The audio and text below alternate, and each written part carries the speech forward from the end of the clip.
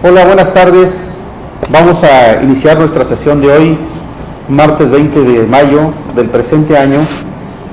Estábamos viendo algunos temas sobre cáncer de mama con el doctor Carlos Jiménez, y ahora vamos a tener esa secuencia. El doctor Carlos Jiménez, ya sabemos que es oncólogo y está adscrito al Hospital Presidente Juárez del ISSSTE, está nuevamente con nosotros y nos hablará sobre el tema abordaje del nódulo mamario. Doctor, bienvenido nuevamente a Telemedicina. Gracias. Gracias por estar con nosotros y por favor, haga uso de la palabra. Ok, muchas gracias. Bueno, buenas tardes a todos. Sé que esta sesión es interactiva, así es que si tienen algunas preguntas pueden enviarlas para en lo posible darles respuesta hoy. ¿Cuáles son los antecedentes? Cada año en el país aproximadamente 4.300 mujeres caen víctimas del cáncer de mama. Estadísticamente se registran aproximadamente cada 2 horas un fallecimiento por cáncer de mama. En el año 2000 se estimaron 1 millón de casos nuevos a nivel mundial y 370,000 muertes por cáncer de mama. En el estado de Oaxaca tenemos todavía poca información acerca de esto, pero el índice de mortalidad por cáncer de mama en el año 2003, es decir, hace casi una década, tuvo una tasa de 5.9 por cada 100,000 habitantes. En algún momento de su vida, 1 de cada 4 mujeres va a acudir al médico por patología mamaria, y esa es la importancia de esta charla. Generalmente es la presencia de una masa dolorosa o dolor mamario, y en este caso representan 80% de los problemas por los que estas pacientes finalmente son referidas a un especialista. ¿Y cuáles son los síntomas más frecuentes? La masa mamaria como tal representa poco más de 1/3 de los casos, de los síntomas que refieren las pacientes. La masa dolorosa igualmente 1/3 de los casos, y por dolor únicamente el 17.5%. A diferencia de lo que el mito existe acerca del cáncer de mama, difícilmente el dolor es un síntoma temprano en el cáncer de mama. Secreción por el pezón en un 5%, la retracción del pezón en un 3% y la distorsión del contorno mamario en un 1%. Más raro encontrar tumefacción o inflamación, que ya nos estarían alertando de estadios más avanzados del cáncer de mama. Y hay un porcentaje de pacientes que acuden a la consulta del especialista directamente por cancerofobia, por historia familiar. A este respecto, hay que considerar que el cáncer de mama es la neoplasia más frecuente en las mujeres después del cáncer cervicuterino en México, y que de hecho en varios estados del país ha desplazado al cáncer cervicuterino como la primera causa de mortalidad. En estados como Oaxaca, Guerrero, Chiapas, cáncer cervicuterino sigue siendo por estadística la primera causa de muerte, pero muy de cerca ya es seguido por el cáncer de mama. La condición fibroquística como una condición benigna se presenta en poco más de la mitad de las mujeres, en el 58.5% de los casos. Y esta condición fibroquística puede ser acompañada de hiperplasia hasta en 1/3 de los casos. En general, en las mujeres antes de la menopausia, 60% de los tumores son benignos y generalmente están referidos a la condición fibroquística, a algunos casos de displasias mamarias y algunos tumores benignos como los fibroadenomas y los papilomas intraductales. Pero esta cifra va cambiando, y la mitad de las masas palpables en las mujeres en la perimenopausia y 90% en las posmenopáusicas son malignas. Y todo esto hay que tomarlo en cuenta en el abordaje del nódulo mamario, tomar en cuenta el estado menopáusico o no de esa paciente, es decir, su estado hormonal. ¿Por qué? porque también ha habido cambios epidemiológicos con respecto al cáncer de mama. Desde 1990, en Estados Unidos y en la Unión Europea ha habido una reducción en la tasa de mortalidad por cáncer en general. Esta reducción es alrededor del 24%. Y esa reducción ha sido tanto en hombres como en mujeres. Se ha estado midiendo consistentemente que de 1999 al 2005 esta reducción fue aproximadamente de 1.8 a 1.6% anualizada. ¿Por qué? Porque se logró reducir la mortalidad en cánceres más frecuentes como son pulmón, cáncer colorectal y cáncer de próstata en hombres, y el cáncer de mama y colorectal en mujeres. Y a diferencia de esto, en México ha habido un incremento anual desde 1998 al 2003 de 10.5 a 15%, y con esas cifras podemos contrastar la enorme diferencia. Esto está basado en los estudios epidemiológicos más recientes que tenemos a la mano, que son los de octubre del 2008 y del Instituto Nacional de Cáncer también en 2008.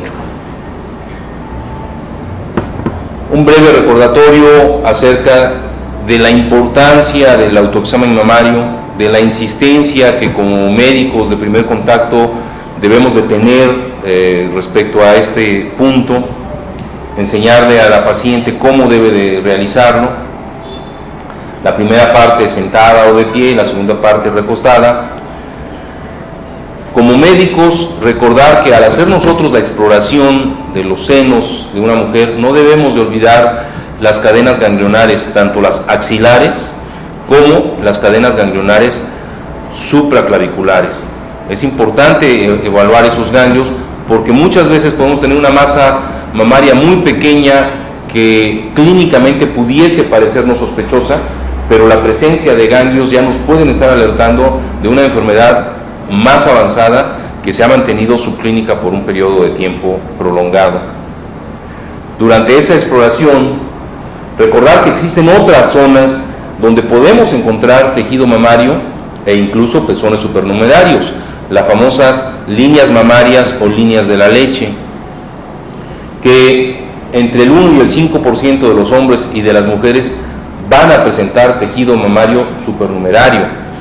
Y se puede llegar a la consulta una paciente con un nódulo que está ligeramente por fuera, ya sea arriba o abajo del seno normal, y que puede corresponder a un nódulo en un tejido mamario supernumerario, y eso hay que tenerlo siempre mucho en cuenta en el momento de hacer la exploración o la revisión de una paciente que acude por patología mamaria. ¿Qué es lo que ha mejorado la supervivencia entonces? Pues la supervivencia en la Unión Europea y en Estados Unidos ha mejorado mucho gracias a que hay mejores tratamientos, es cierto, pero lo que más ha impactado en lograr mejorar la supervivencia es la detección temprana. Y la detección temprana, ya habíamos comentado en una plática anterior, mediante los estudios de imagen, aparte del autoexamen mamario, aparte del examen clínico que hacemos en el consultorio, los estudios de imagen y de ellos la mamografía son los que más han impactado en la detección temprana y en aumentar la sobrevida ante el cáncer de mama. Y eso es muy importante porque la sobrevida en relación al tamaño del tumor, lo pueden notar ustedes en la diapositiva, que tumores menores de 1 centímetro, en general podemos esperar sobrevidas a 5 años arriba del 90%, y que cuando ese tumor sube de 2 a 2.9 centímetros, la sobrevida ya baja al 84%. Ni qué decir cuando ya tenemos tumores en un estadio T2 o T3, en el cual esa probabilidad de sobrevida simplemente por el tamaño del tumor ha disminuido a un 50%. ¿Cuáles son los métodos de imagen mamaria que utilizamos habitualmente? La mamografía como el método más adecuado en general está ampliamente aceptado a nivel mundial. Se auxilia de la ecografía o ultrasonido y más aún en las pacientes posmenopáusicas, como habíamos visto en la plática anterior, a partir de los 40 años, es recomendable que se haga la combinación de los estudios, la mamografía y la ecografía. Vamos a ver más adelante algunos ejemplos de por qué es importante. En años recientes se ha agregado la imagen por resonancia magnética, que nos permite delinear aún mejor la existencia de focos ocultos de carcinomas ya detectados incluso por mamografía, o el hacer el estudio en pacientes con un tejido mamario mucho más denso, como es la paciente joven, menor de 35 años, que tenga una alta carga familiar para cáncer de mama. Recientemente se acaba de autorizar ya para la detección temprana de cáncer mamario en los Estados Unidos lo que se llama ahora ecografía en 3D, de los cuales el equipo inicial es el SoftView, que básicamente lo podemos ver en la diapositiva en la fotografía inferior derecha, en el cual la paciente está recostada prácticamente sobre su seno en una especie de bandeja de un líquido que permite que un sensor que rota 360 grados con ecografía pueda crear una reconstrucción tridimensional del seno. Es menos molesto que la mamografía porque no requiere de la compresión del seno. Y aquí tenemos algunos ejemplos. Una mamografía muy bien efectuada nos puede permitir encontrar en un estudio como este, que es de escrutinio, un pequeño carcinoma menor de 1 centímetro, en el cual esta paciente tiene, pero por este hecho simplemente, la probabilidad mayor de que a pesar de su cáncer pueda sobrevivir a él.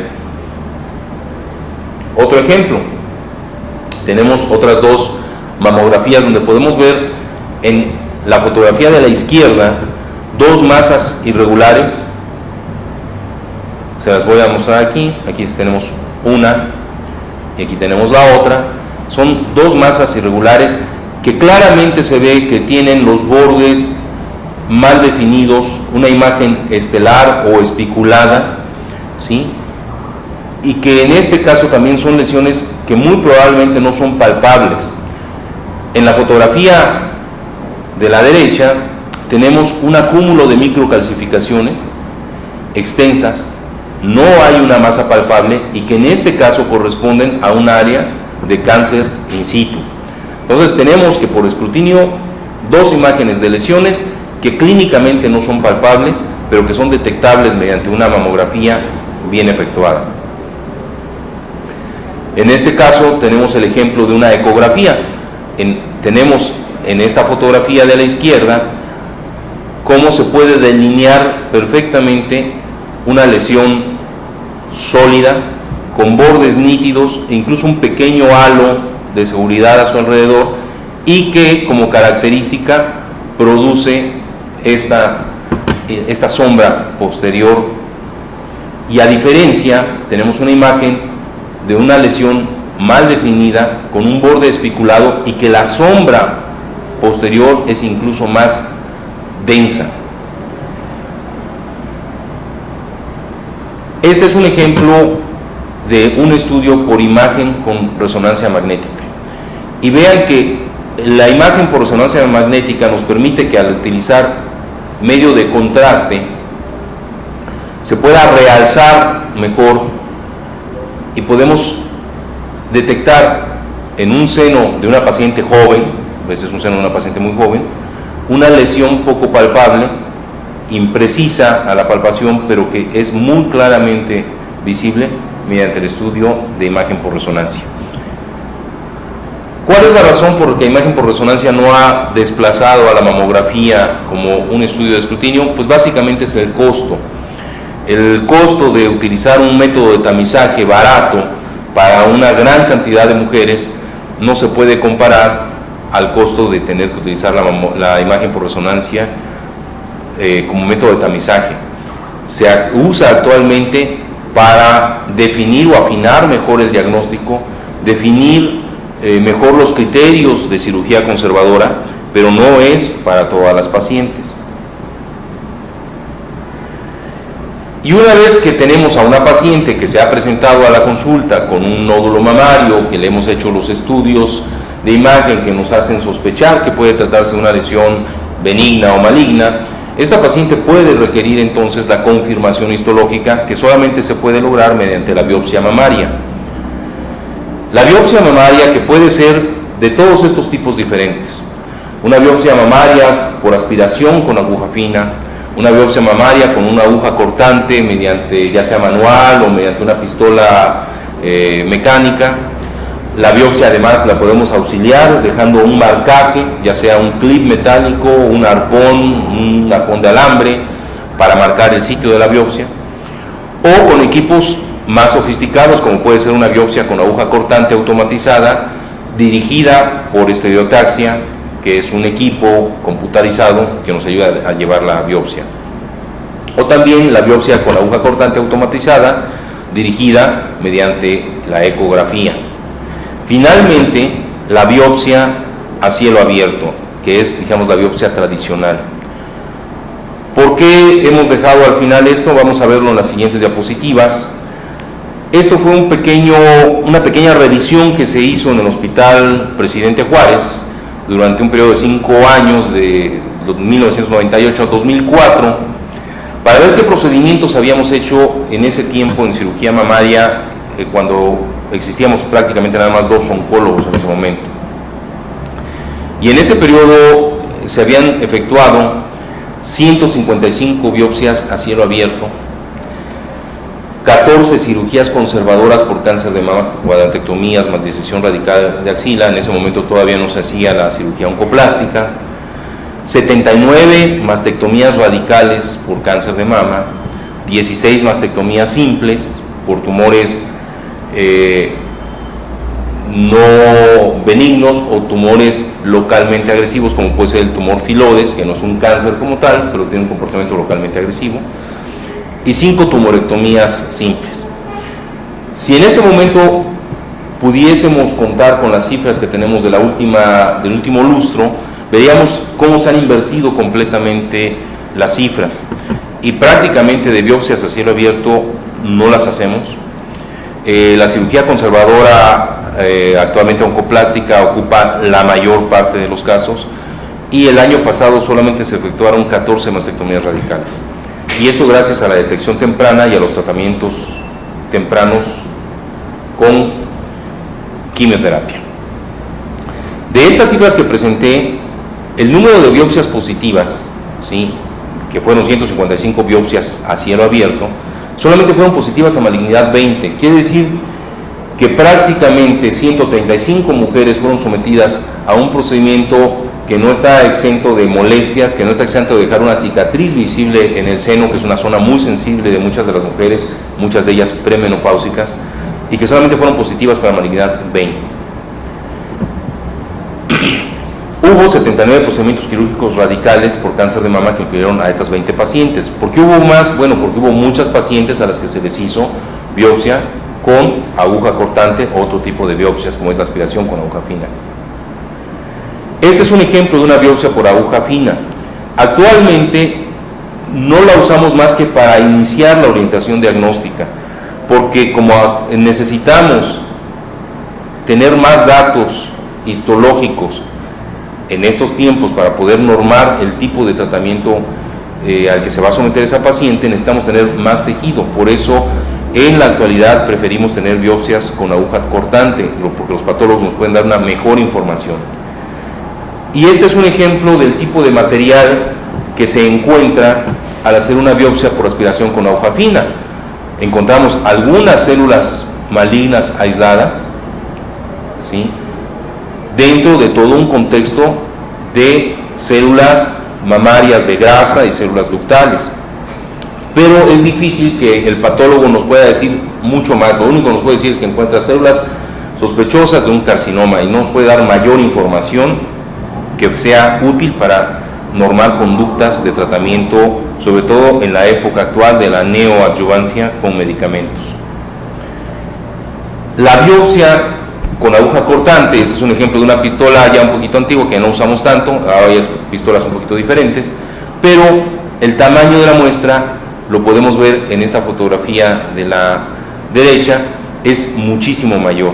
Y ahí obtenemos suficiente tejido para poderle hacer tanto estudios de hematoxilina y eosina como estudios de inmunohistoquímica, y actualmente en algunos casos, cuando se requiera, incluso estudios de secuenciación del DNA. Este sería el ejemplo de una mamografía de una paciente a la cual se le toma una biopsia con aguja y se deja un marcaje. Este es un tipo de arpón, este es otro tipo de arpón, un alambre diferente, para que esta paciente pueda ser llevada al quirófano y mediante un procedimiento de cirugía ambulatoria extirpar la zona sospechosa con un margen mínimo adecuado, obteniendo un resultado estético de este tipo. Vean que el resultado cosmético de una biopsia dirigida de esta forma evita hacer una gran deformidad en un seno, que incluso en esta mujer pueden apreciar que es un seno relativamente pequeño. Y una vez tomada la biopsia, se le puede y se le debe de tomar un estudio de rayos X a la pieza, donde podemos ver el alambre que nos sirvió de guía, la lesión que es muy pequeña y que tenemos suficientes márgenes de seguridad. Estos clips son clips metálicos que sirven para orientar la pieza. Por ejemplo, un clip hacia la cara medial de la pieza, 2 clips hacia la cara lateral de la pieza, 3 clips hacia la cara inferior de la pieza. Tenemos otros ejemplos. Por ejemplo, podemos ver en esta fotografía a una paciente que tiene una imagen estelar en el estudio aquí de la izquierda, y que al hacer un estudio de aumento, podemos verlo aquí en la fotografía de la derecha, presenta además estas microcalcificaciones. Se investigó, o sea, no es una masa muy clara, vean que realmente podría pasar desapercibida en una consulta normal. Se investigó, se efectuó la biopsia y tenemos que se reseca la lesión completamente con un margen adecuado. Otro ejemplo, cuando las lesiones se dejan crecer demasiado, podemos apreciar el resultado cosmético que podemos tener después de resecar un fibroadenoma gigante en una paciente joven y hacer una resección cosmética, y vean el tamaño de la pieza, ¿sí? Pueden compararlo ahí en centímetros, ocupaba más de la mitad del seno. Tenemos otro ejemplo de mamografías para que vean lo variado que pueden ser las imágenes. En este caso es la mamografía de una paciente ya de mayor edad que presenta fibroadenomas calcificados, de ahí la densidad tan aumentada. Vean por ejemplo aquí distintos grados de calcificación. Esta mujer seguramente tuvo más de 20 años esos fibroadenomas en su seno. Esta microfotografía ya se las había presentado en un caso de cómo puede a veces uno confundir esta lesión que es benigna y esta lesión que es maligna, ¿sí? Esta lesión corresponde a un quiste y esta lesión corresponde a un cáncer. Hemos comentado en pláticas anteriores acerca de la terapia hormonal sustitutiva. ¿Qué tanto afecta o no al tejido mamario? ¿Por qué tener cuidado de no recomendarla tan ampliamente a todas las mujeres que llegan a la menopausia? Esta es la mamografía de una mujer 3 años antes y 3 años después de haber iniciado terapia hormonal sustitutiva. Y vean el cambio en la densidad.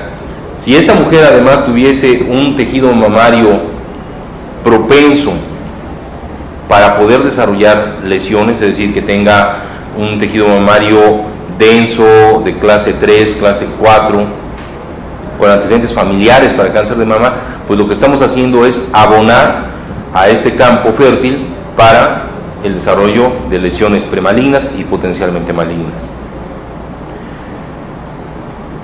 ¿El tamaño importa respecto a la detección temprana en cáncer de mama? Claro que importa.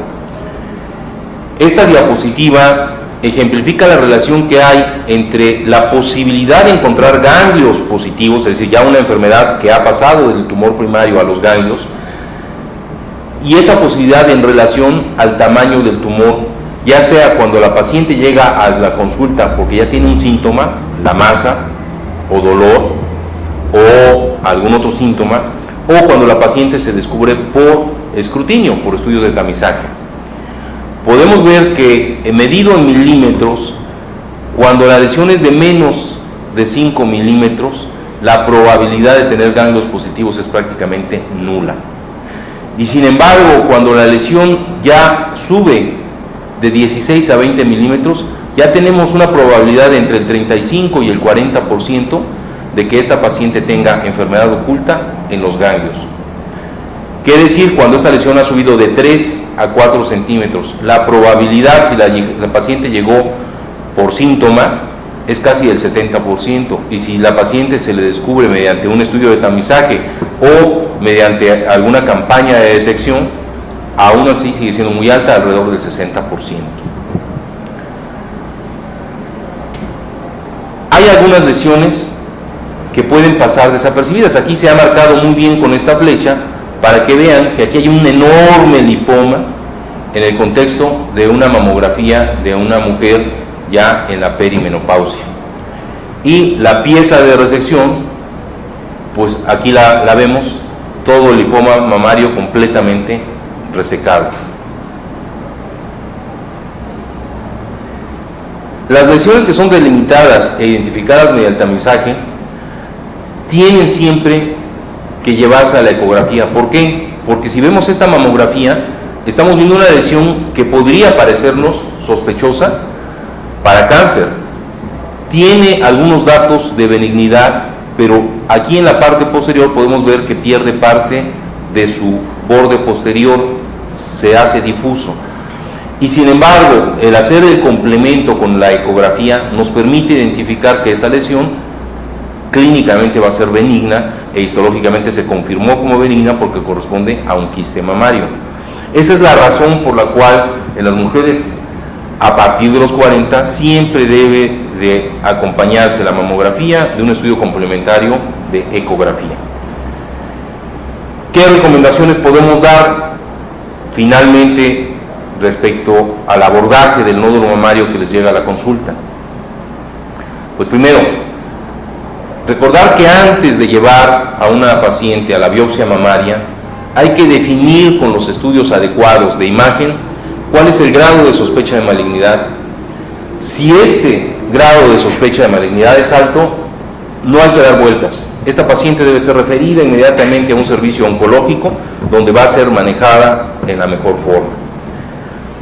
Ahora, idealmente, cuando por alguna razón en algún lugar no se cuente y se tiene que hacer una biopsia a cielo abierto, siempre hay que trazar las incisiones de tal forma que se tenga en cuenta el tratamiento locorregional definitivo, porque muchas veces una incisión mal trazada, como lo pueden ver en la fotografía superior, lleva a que una paciente que pudiese haberse sometido a una cirugía conservadora o oncoplástica de mama tenga que ser sometida finalmente a una mastectomía radical, como lo muestra esta pieza.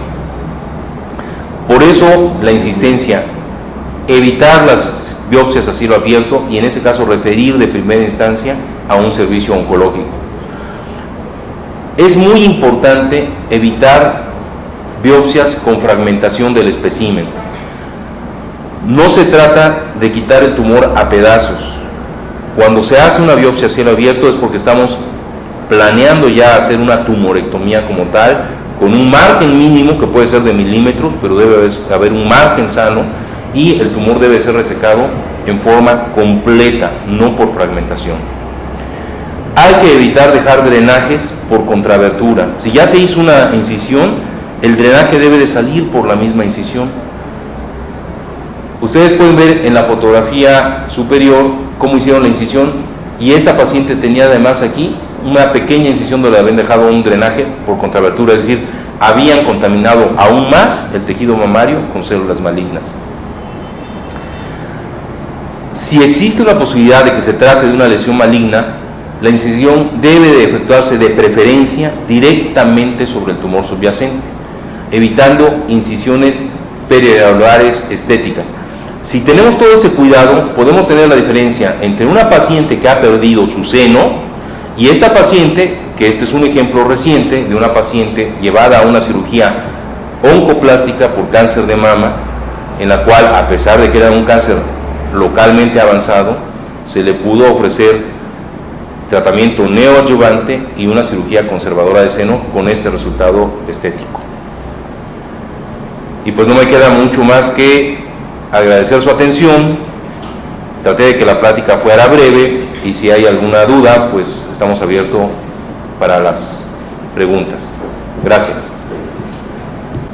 Vamos a dar por terminada nuestra sesión de hoy, agradeciéndole al doctor Carlos Jiménez Cervantes el haber estado con nosotros. Doctor, muchas gracias, el haber estado con nosotros. Espero que les haya servido la plática. No, al contrario, yo creo que a los médicos de primer contacto con las pacientes de este tipo les ha de haber sido bastante fructífera. Doctor, creo que tenemos otro tema pendiente relacionado con... Sí, podría ser, lo habíamos platicado. Muy bien, para llevar una secuencia y que los médicos que nos están escuchando pues también estén enterados. Ya próximamente yo me pongo de acuerdo con el doctor Carlos y obviamente el tema estará programado, porque sí necesitamos tener este tipo de temas para que obviamente tengamos bastantes tips como para ayudar a los pacientes con este tipo de padecimientos. Pues muchas gracias doctor nuevamente. Gracias, buenas tardes. Buenas tardes a todos y nos veremos hasta la próxima.